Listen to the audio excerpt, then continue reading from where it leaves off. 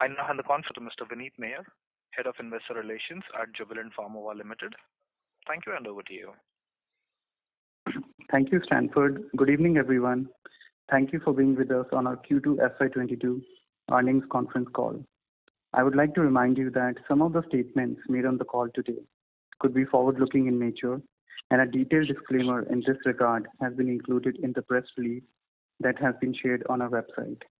On the call today, we have Mr. Shyam Bhartia, Chairman, Mr. Hari Bhartia, Co-Chairman and Managing Director, Mr. Arvind Chokhani, Group CFO, Mr. Pramod Yadav, CEO, Jubilant Pharma, Mr. Giuliano Perfetti, CEO, Jubilant Biosys, Mr. Syed Kazmi, CEO, Jubilant Therapeutics, and Mr. Arun Sharma, CFO, Jubilant Pharmova. I now invite Mr. Shyam Bhartia to share his comments. Thank you. Good evening, everyone. I hope you and your family are safe and healthy. The company reported 4% top-line growth during the quarter, driven by steady revenues in the pharmaceutical segment and robust growth in the contract research and development services segment. In the pharmaceutical segment, while radiopharma, allergy, and CMO businesses reported growth on year-on-year basis, the API business performance was lower on a higher base last year, and generic business witnessed headwinds due to temporary pricing pressure in the US market. Generic business was also affected during the quarter by import alert at Turkey plant and by the impact of the industry-wide impurity issue in certain sartan products that led to the lower sales and some product withdrawals.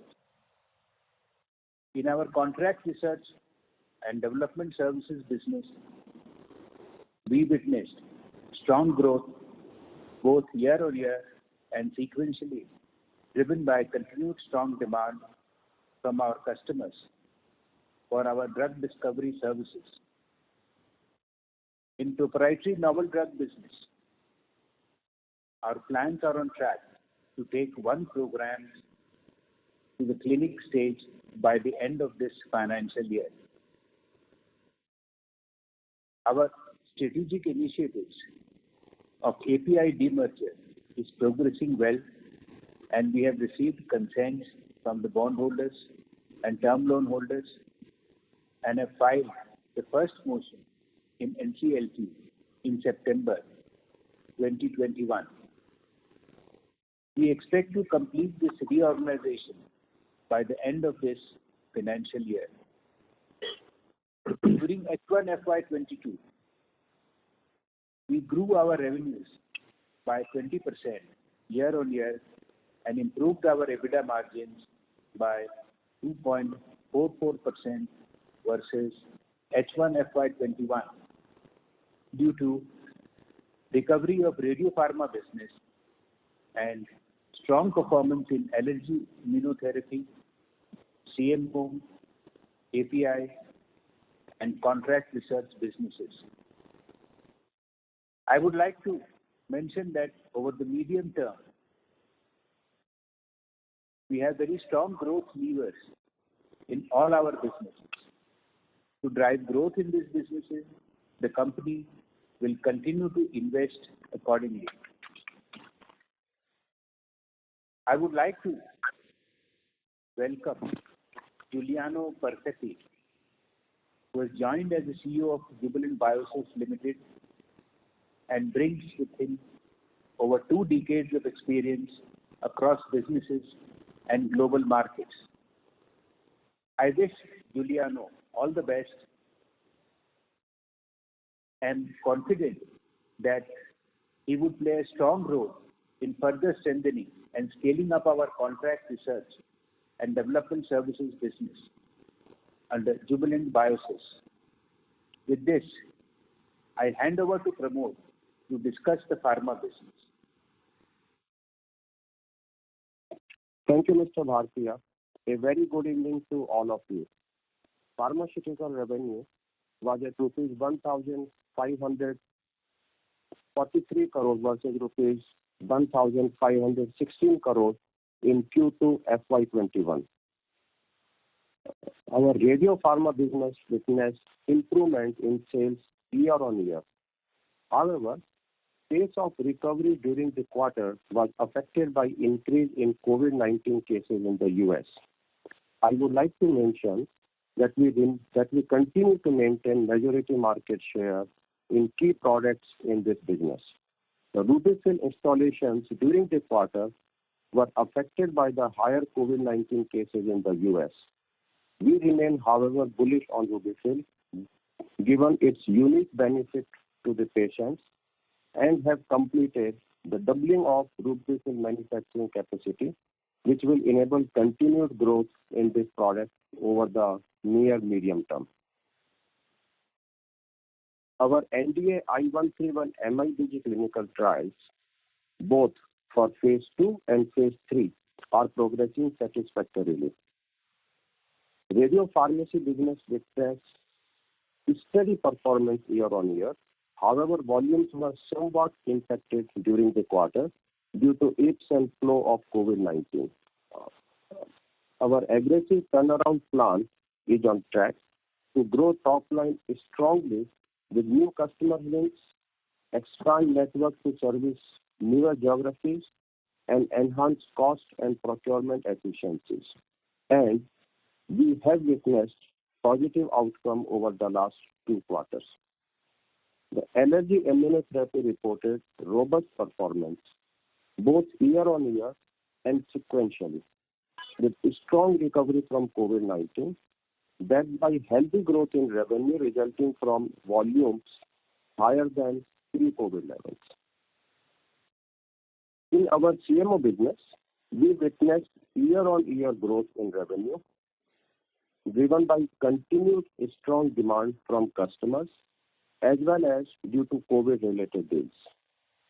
In addition to rupees 200 crore COVID-related revenue that we realized in Q1 FY22, we booked around rupees 150 crore of COVID-related revenue in Q2 FY22. This is against rupees 93 crore in Q2 FY21. With pandemic cases showing downward trend, the CMO performance is expected to return to normal levels in coming quarters. The capacity expansion project at Spokane is underway and is expected to complete by end of calendar year 24. Once completed, this will open further growth avenues for the CMO business. Performance of our API business was lower year on year due to higher base last year, but sequentially it witnessed a strong growth with stable margins.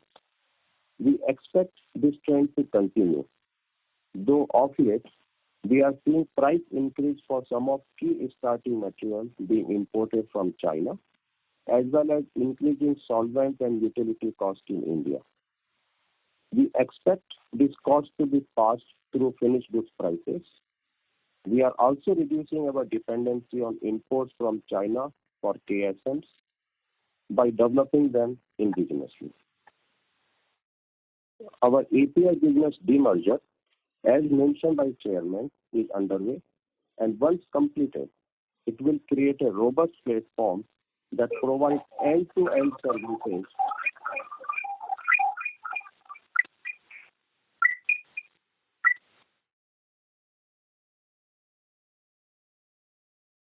I am sorry, there was some echo in the background. That will provide end-to-end services from drug discovery services to the clinical research to contract manufacturing of innovative and the generic APIs, and would unlock massive potential for growth over the medium term.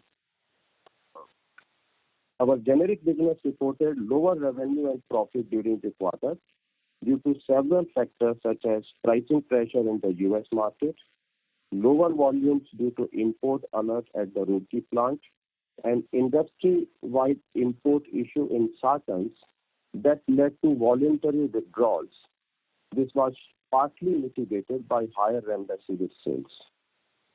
The EBITDA for quarter was at rupees 324 crore as compared to rupees 343 crore in Q2 FY21. In H1 FY22, pharmaceutical business revenue was up by 18% year-on-year, driven by recovery in radiopharma and strong growth in allergy immunotherapy, CMO, and API businesses. The generic business also grew by 8% year-on-year in H1 FY21. The EBITDA during H1 FY22 grew by 32% versus H1 FY21, with 2.28% improvement in margins to 22.2%. With regard to Roorkee import alert, our remediation activities are ongoing as per the plan, and we expect to complete the same early next calendar year. The Nanjangud OI status remains as it is. We have completed remediation activities and await US FDA inspection. With this, I hand over to Giuliano to provide insight into contract research and development services business. Thank you, Pramod. I'm excited to become part of the Jubilant Pharmova Group, and I'm glad to interact with you all through this earnings call for the first time. At Jubilant Biosys, we have a robust platform with all the levers to significantly scale up this business, both in terms of capabilities and capacities. In our contract research and development service business, under the Jubilant Biosys brand, we delivered another quarter of strong performance during Q2 FY22, driven by continued strong demand from biotech companies for our integrated discovery, as well as functional services such as chemistry, DMPK, and discovery biology. The business has a healthy pipeline of new contracts and customer acquisition for FY22. Q2 FY22 revenue grew 44% year-on-year, and EBITDA grew 73% year-on-year, with a margin of 32.9% versus 27.4% in Q2 FY21. Our H1 FY22 revenue was up by 49% year-on-year, EBITDA by 81% year-on-year, and margin stood at 35.6%. I'm also glad to mention that our new state-of-the-art chemistry research innovation center at Noida is now fully operational. The new facility has been designed with highest global compliance standards to support both biotech and big pharma by delivering speed, quality, and innovation. In view of the strong demand from our customers, we have approved further expansion of the Greater Noida facility, which will deliver both chemistry and DMPK services. With this, I now hand over to Said to discuss the proprietary novel drugs pipeline. Thanks, Giuliano. Good evening, everyone. In our proprietary novel drug business, we are developing a pipeline of first-in-class and best-in-class agents to deliver precision medicines focused on addressing unmet medical needs in the area of oncology and autoimmune disorders. We are also leveraging our industry-validated drug discovery platform to identify novel promising assets and move them from discovery to development on an accelerated timeline.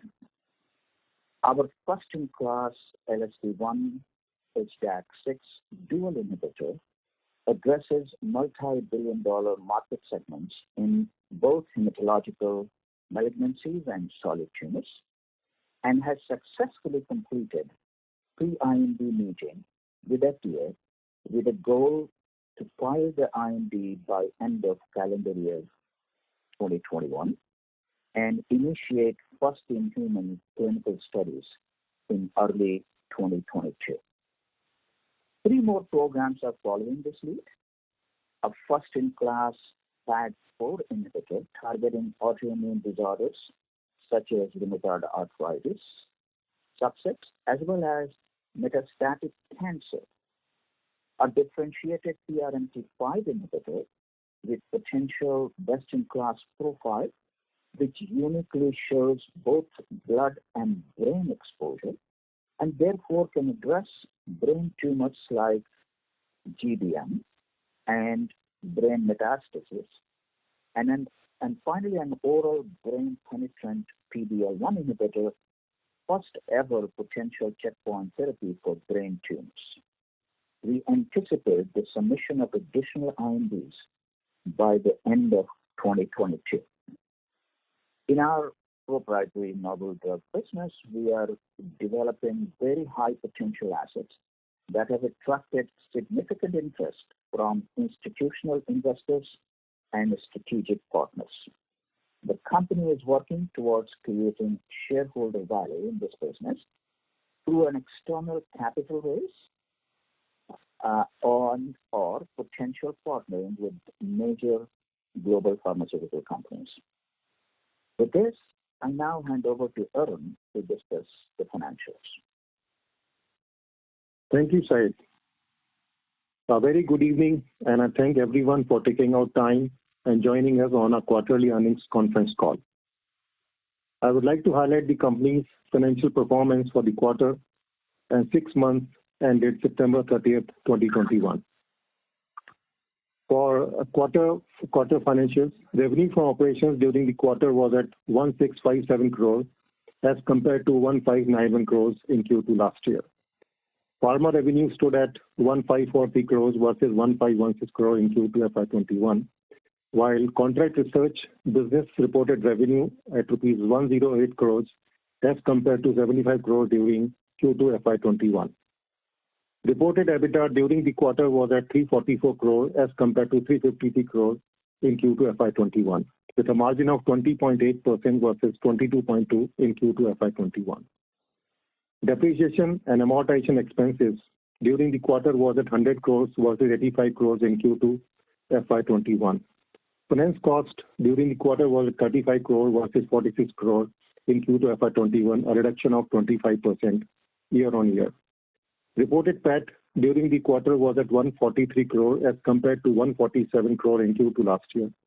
EPS for the quarter was at 8.97 per share versus 9.21 per share in Q2 FY21. Now moving on to H1 FY22 financials. For H1 22, revenue stood at 3,292 crores versus 2,747 crores in H1 FY21.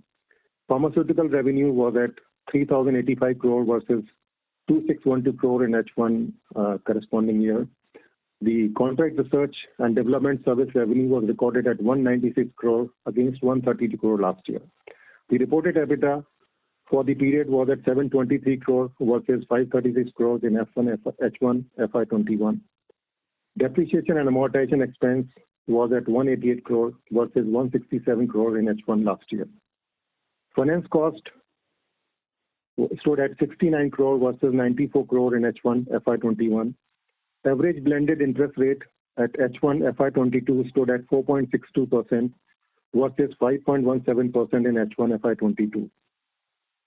PAT for the first half was at 303 crores versus 182 crores in H1 FY21, with EPS of 19.06 per share versus 11.44 per share in H1 FY21. Net debt on a constant currency basis on September 30th, 2021 was at 1,823 crores versus 1,928 crores as on March 31st, 2021. Net debt to EBITDA improved to 1.14 as on September 30th, 2021 from 1.42 as on March 31st, 2021. During the quarter, we saw net debt increase by 173 crore, which was mainly attributable to temporary increase in working capital, which is expected to normalize during this financial year. On YTD basis, net debt on a constant currency basis was lower by 105 crores. Capital expenditure, excluding R&D capitalization, was at 131 crore for the quarter and 238 crore for H1 FY22. For full year, we maintain the same spend around 700 to 800 crores for this financial year. With this, I would like to conclude our opening remarks. We will now be happy to answer any question that you may have. Thank you. Thank you very much, sir. Ladies and gentlemen, we will now begin the question and answer session. Anyone who wishes to ask a question may please press star, then 1 on their touchtone telephone. If you wish to remove yourself from the question queue, you may press star, then 2. Participants are requested to use handsets while asking a question. Ladies and gentlemen, we will wait for a moment while the question queue assembles. To ask a question, please press star, then 1.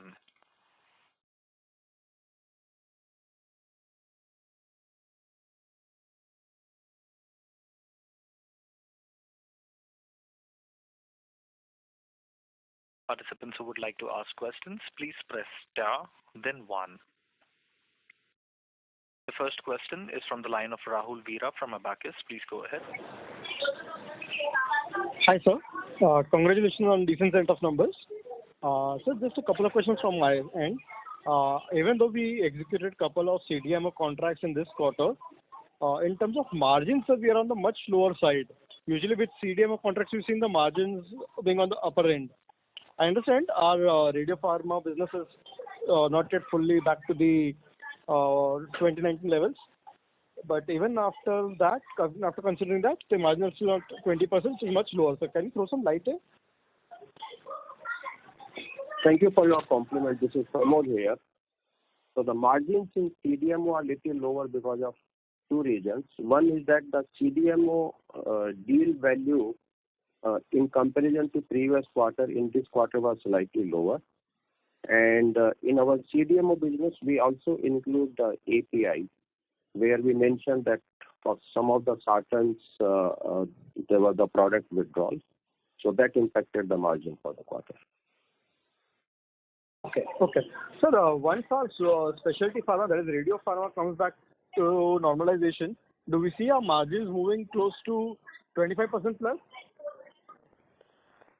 So, the margins ultimately will move up to the very healthy levels, and that will be driven by our increasing installs of the RubyFill, by our increasing launches of more of the generic products and our NDA I-131 MIBA.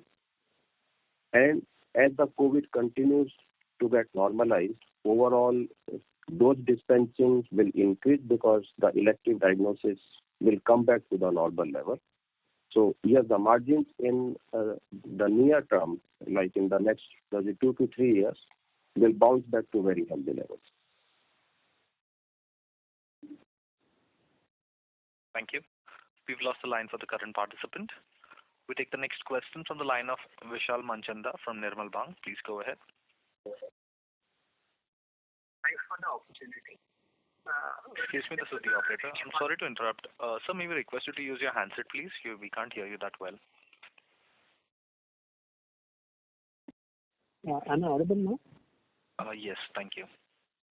Yeah. So, with respect to the radio pharma business, the radio pharmacy business, has that completely normalized, or even that is yet to normalize?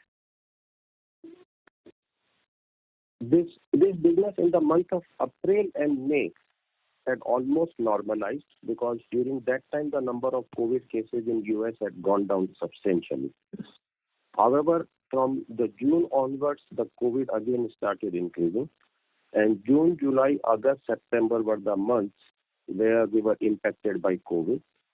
So those those dispensing in that business had gone back to between 90 to 95%.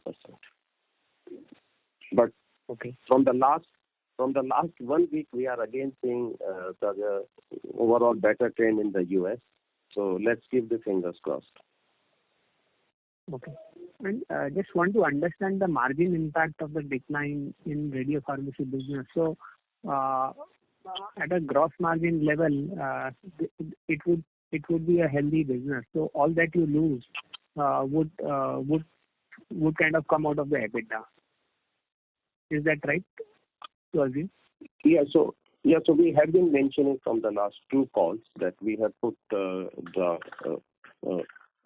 very robust strategic initiative in place in that business to grow the top line. You are right that if the top line grows, the fixed cost at the pharmacy level is more or less remaining same, or it doesn't go up in the proportion of the top line. So you get a very healthy bottom line in the process. And along with that, we are also looking at improvement in operational efficiencies and the procurement efficiencies. And we mentioned that in 2 years' time frame, the business will be at the break-even. And we are tracking it, and we are on track as of now. Okay. Any improvements that we can see this year in terms of 100 basis point margin improvement on account of the efficiency steps, the efficiency measures that you are taking? So since we are already taking efficiency measures and we are already seeing the improvement, if the COVID situation doesn't deteriorate further, we expect this year our margins to be better than last year. Okay. And where would be DTPA in terms of the normal volumes? Would it be down 50% or even lower? Sorry, I couldn't get the question. If you can please repeat. Where would be DTPA in terms of the volume, normal volume? So is it still 50% lower, or it has started to come back? So it's actually difficult to track it the exact number on quarter because this all will depend upon how many doses have been dispensed from the various pharmacies, from ours as well as from others. But we have seen a uptick in DTPA as well as MA in this quarter. However, this is not yet close to the normal level. It's still much lower. It is not close to the normal level, you said? Yes. Got it. So we have seen slight improvement, but we have yet lot of paths to cover. Okay. Thank you. That's all from me. Thank you. Thank you. The next question is from the line of Tushar Manudhane from Motilal Oswal. Please go ahead. So just would like to understand how much would have been the impact of these voluntary withdrawals, and that will come under the raw material cost, right? So and affecting the overall gross margin.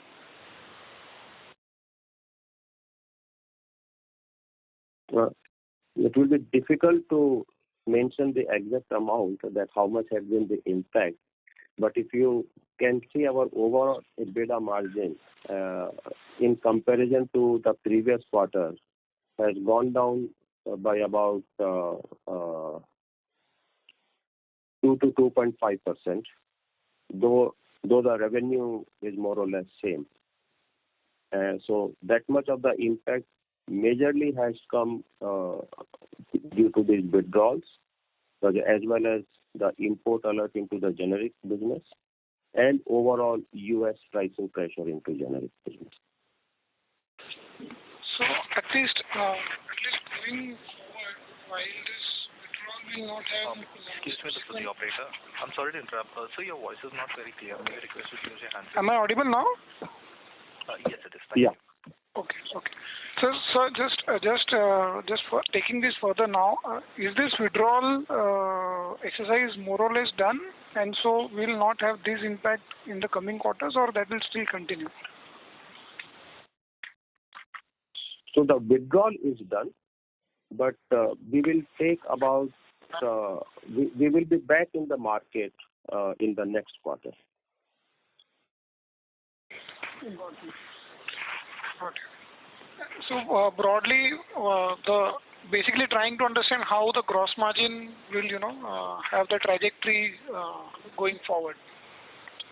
Yeah. So even in this quarter, though we will start putting the product back into the market, which will be free of the impurities, but it will get to the normal level in the last quarter of this financial year.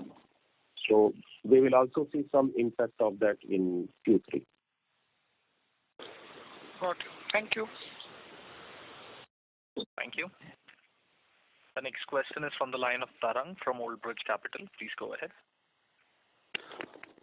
Hello, team. Good evening. Thank you for your time. 2 questions from my side. One, what is the gross block associated with the Roorkee facility, and how much of remediation cost do you anticipate over the next 12 to 15 months?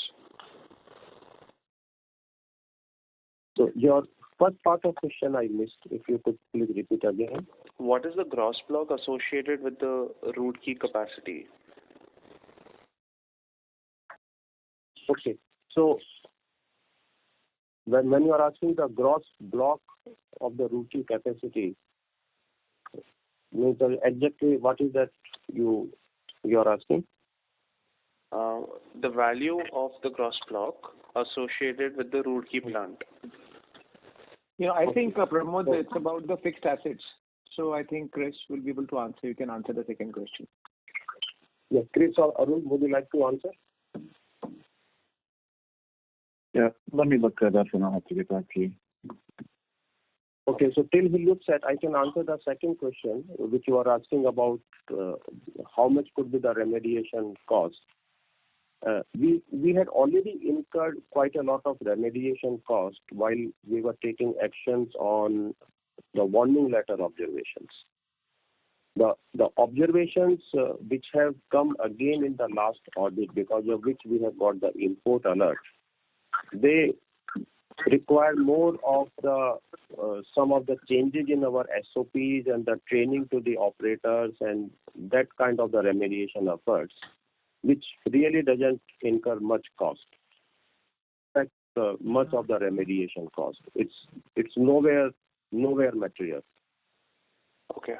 So it's only a matter of time and getting those processes in place that this should help with the remediation, correct? Yes, and that we indicated that we expect that we will be completing all that in early next calendar year. Got it. My second question. And then, yeah. Yes, sorry, please go ahead.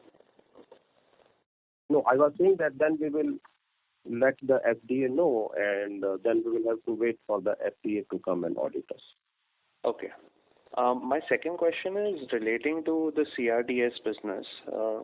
I just read that you have recently just completed the expansion of the Noida Research Center, and correct me if I'm wrong, you suggested that maybe perhaps you're going in for a larger expansion given the demand environment, the burgeoning demand environment for this business.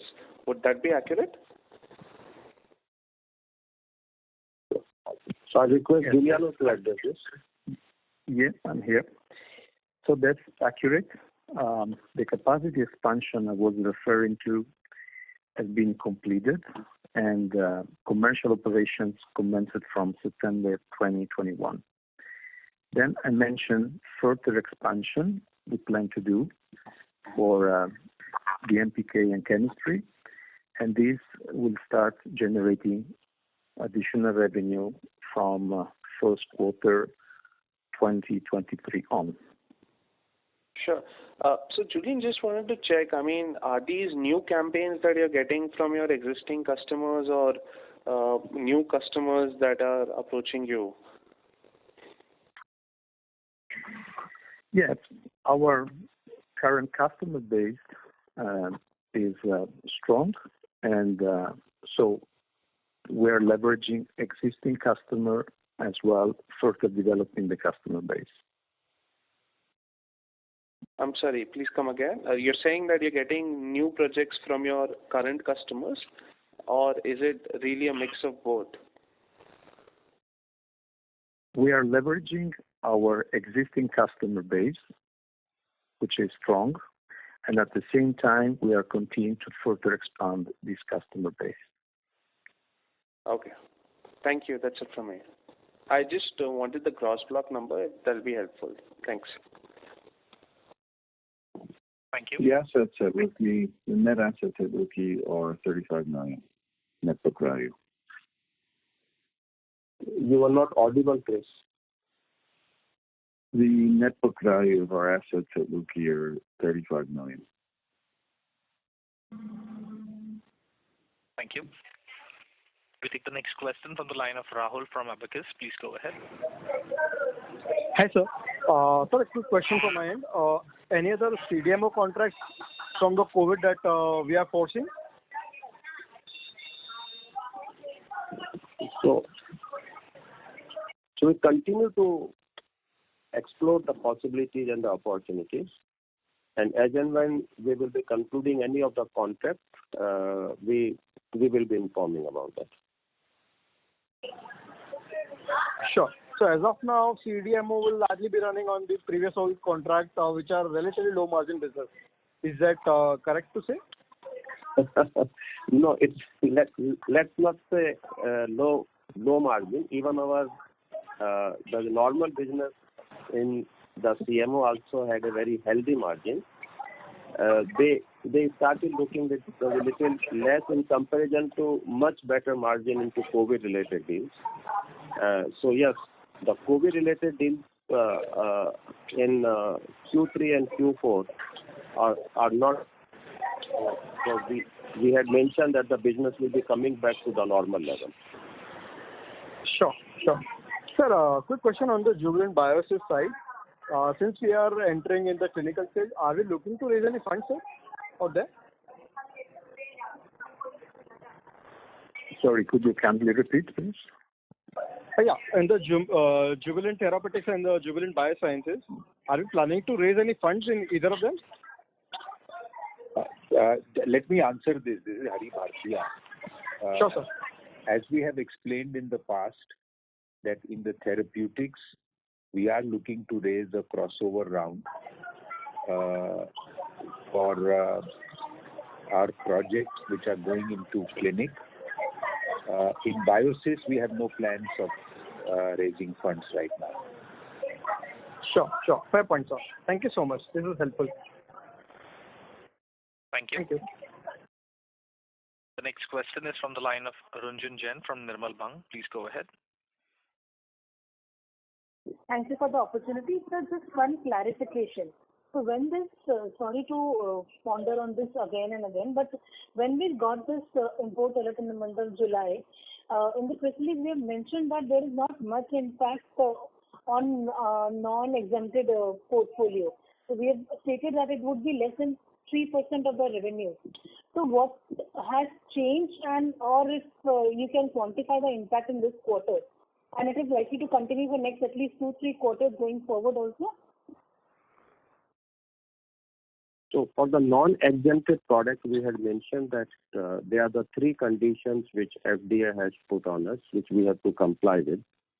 And those 3 conditions included testing of the product at an independent laboratory, and also taking the entire GMP verification by an independent consultant. You may appreciate in the GMP process to get the product tested at a different lab needs the method transfer, then analytical method validations, and then the product testing, etc. So it took some time. And same way for a GMP consultant also to virtually, remotely have access of all the production records and verify them and then give the GMP certificate also took some time. So that impacted the performance during the quarter. However, now we have geared up on both those things, and the exempted product shipments have started going to the US now. So you mean to say that during this quarter, Q2, there was kind of no sales from Roorkee, which would start of the exempted products from this Q3. Is that right to say? Yeah. So after the import alert, the sales of exempted products from the Roorkee has started about 2 to 3 weeks ago, and it's ramping up. Oh, thank you. And sir, just last on Nanjangud. So you said that we are doing, and the remediation is almost over from our side. So when we are expecting the next development on this, probably re-inspection or online re-inspection, so what is the next logical step there would be? Yeah. FDA, to our best of understanding, FDA had not been doing online inspections for the normal GMP audit. They were doing online inspection for the product approval, etc. But now in the recent past, FDA has restarted doing the audits in India. We don't know that our Nanjangud plant comes where into their priority list, but we expect FDA to come and audit us soon. Oh, thank you, sir.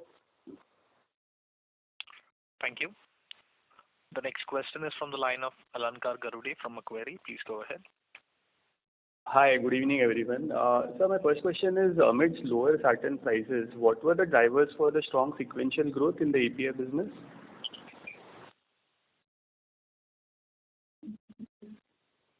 Could you please repeat the question? So amidst lower sartan prices, just wanted to understand what were the drivers for the strong sequential growth in the API business? So other than sartans, we also have many other products, and even in the sartans also there was a demand. It's only the pricing pressure was mainly on the valsartan, where in the valsartan the prices during the nitrosamine impurity in the supply was very limited, had gone up substantially, which now have come back to the normal level. But other than the valsartan, we have a huge product range for the various therapeutic applications. And as you know, there is a higher demand from the APIs from China, because there had been a lot of discussion about the reducing dependency from the Chinese supply chain. So we saw the additional demand coming up because of that, and we had the high volume sequentially. Though in comparison to a year ago, it still looked a bit lower because the last year was the exceptional quarter. In Q1, our plant was closed, so in Q2, the dispatches were very high. Understood, sir. And sir, is it also a factor of the debottlenecking exercise which is currently happening? So have we realized any benefit of that in this quarter? That exercise is not like it's a one-time exercise. We have 6 plants and the various streams over there at that site. And plant by plant, stream by stream, we are doing the debottleneckings. And those action plans are on track. So depending upon the product, in some of the products where the debottlenecking has happened, we may have realized the benefit of that. But it has not been completed for all the products for all the streams. Understood.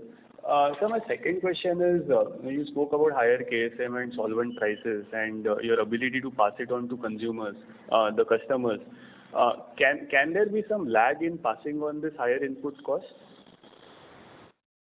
Yes, there could be some lag, because one is that we do not know how much inventory our competitors are holding at the old price.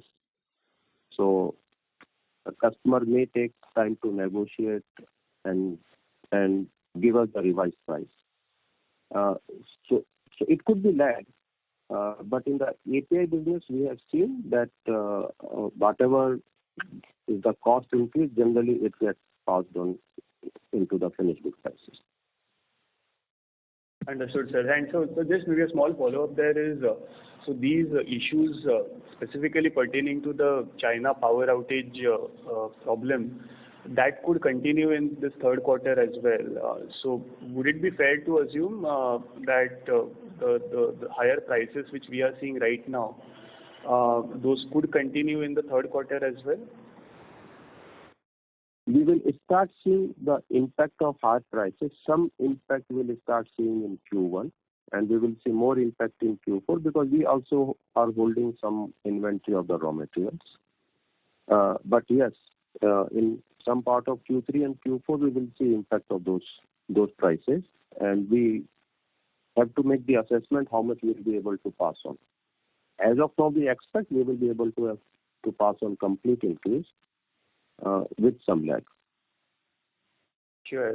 That's it from my side. Thank you, sir. Thank you. Thank you. The next question is from the line of Roshan Nair from Equentis Wealth. Please go ahead. Thanks for the opportunity. So I just my question pertains to more of generic business. So with that, the pricing pressure, lower volumes due to import alert and all these problems pertaining to generic business. So when can we see the revival in this segment of business?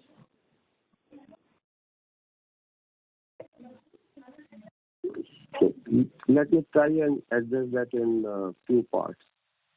In terms of revival in the US generic market, it's a cyclic pattern. Every 1 or 2 years, price pressure comes, and when the price pressure comes, some of the weaker players who are not making margins, then they vacate the market. The market again becomes short, and then prices again start going up. So this cyclic pattern continues, and currently we are at the bottom of the cycle. The other impact on us is because of the import alert. So the products which currently are restricted for import into US, we are making arrangements to get them contract manufactured at third party, and then from those locations start bringing them into the US. But this process takes time.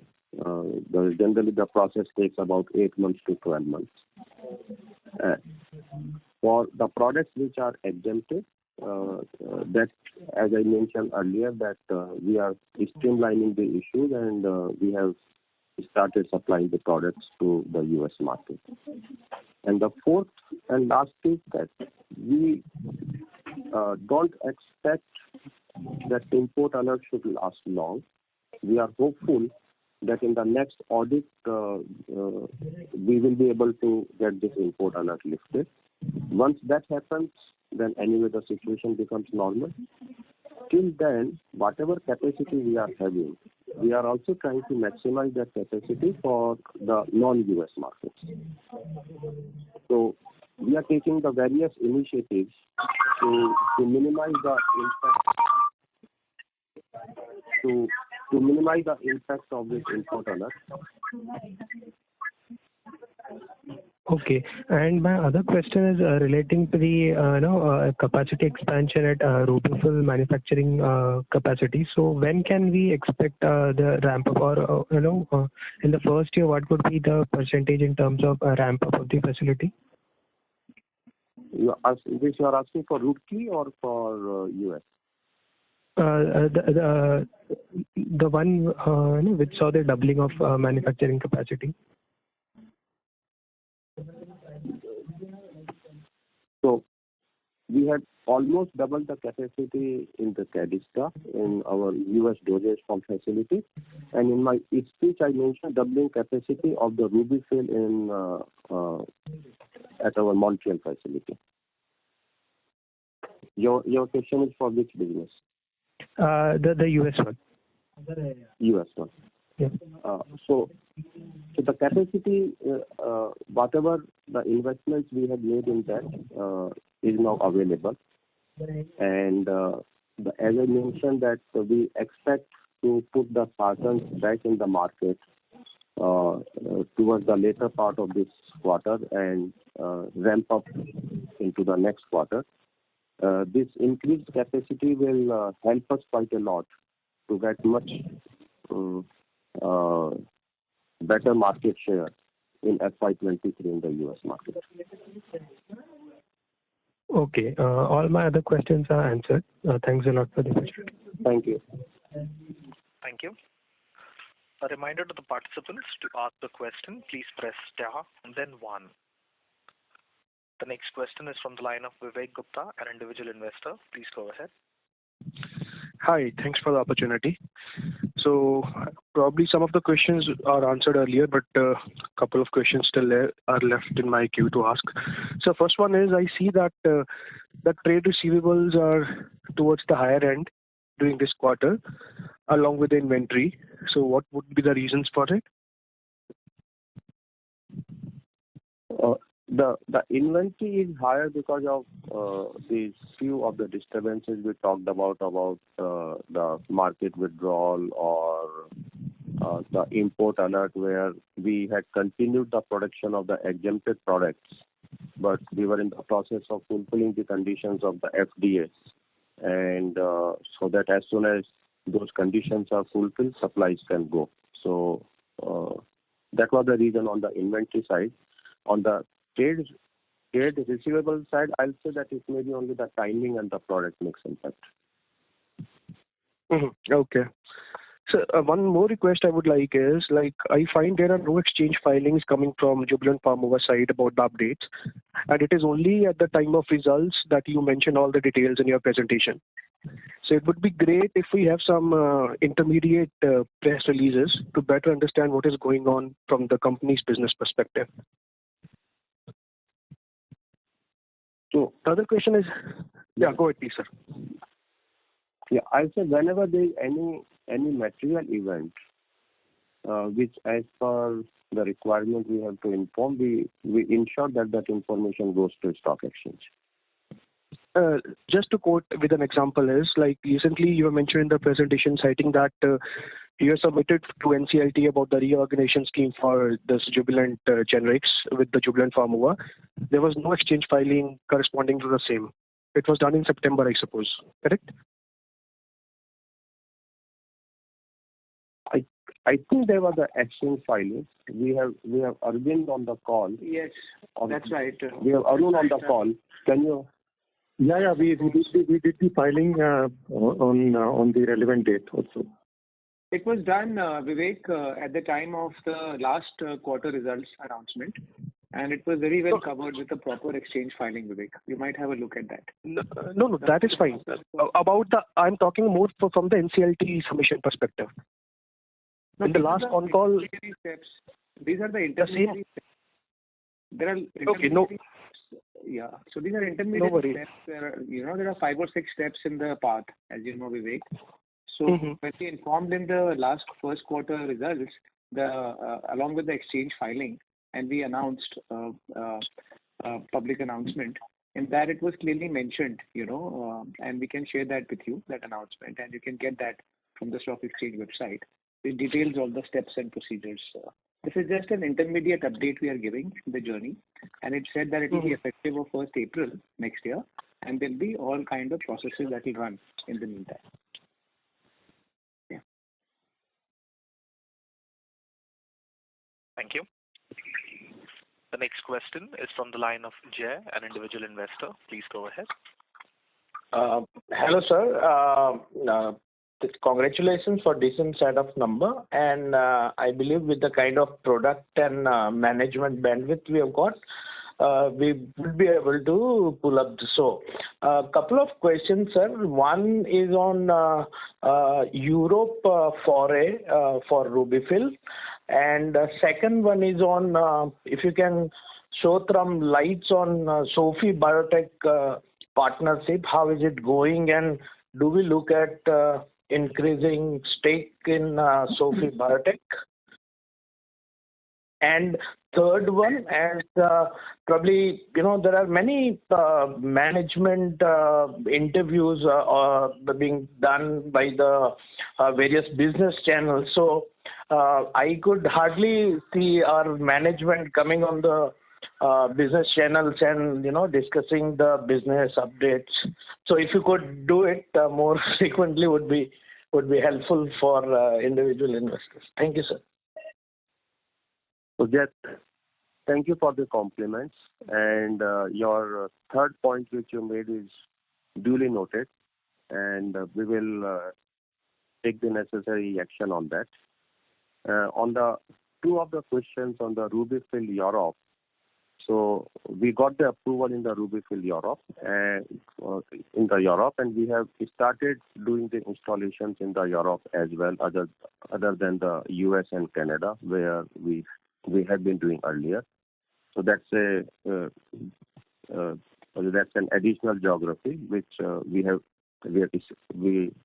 started developing, and we are getting a good traction on that. And your the second question was, if you can just let me recall again. It's on Sophie Biotech partnership, and what plans we have got for that partnership. Yeah, so it's Sophie Bioscience. They have 3 business verticals. They have the network of pet radio pharmacies, where we have many of the complementing things with them in terms of overall distribution and acquisition of the customers. So there the cooperation is continuing. The other piece is they had these very the novel assets called FAPI for the diagnostic and the therapeutic applications. For the therapeutic, they have out-licensed this to Novartis, and for the diagnostic, they have kept it themselves. They are, as of now, in the process of taking the approvals of that from the US FDA. So they are making the filings. And their third business vertical is doing contract manufacturing for these radioactive isotopes along with the ligand, and then helping the other the biotech companies, pharma companies, and universities to develop the product. We see a lot of synergies into our business with their business. About the pharmacy, I have already talked about. They have good products for them for the distribution, and I can speak about them because that's in the public knowledge. You know that Biogen product is approved for the Alzheimer. They also have agreements with the company called LMI, who has a Neurasec as a product which is required for the diagnosis for the Alzheimer. Earlier, the Neurasec was not getting too much of the traction because therapeutic application was not available. Now, with therapeutic application being available, they will have a substantial business for the dispensing of the Neurasec. And same way, they also have the other contracts for the PSMA product of the PSMA side, which is also expected to bring healthy revenue and the margins for that. So we are very happy and satisfied with our investment, and we are very confident that this investment will give healthy returns. Thank you, sir, and all the best. Thank you. Thank you. Ladies and gentlemen, that was the last question. I now hand the conference over to the management for closing comments. Thank you so much for the conference call, and wishing all of you a very happy Diwali in advance. Thank you. Thank you. Ladies and gentlemen, on behalf of Jubilant Pharmova Limited, that concludes this conference. We thank you all for joining us, and you may now disconnect your lines.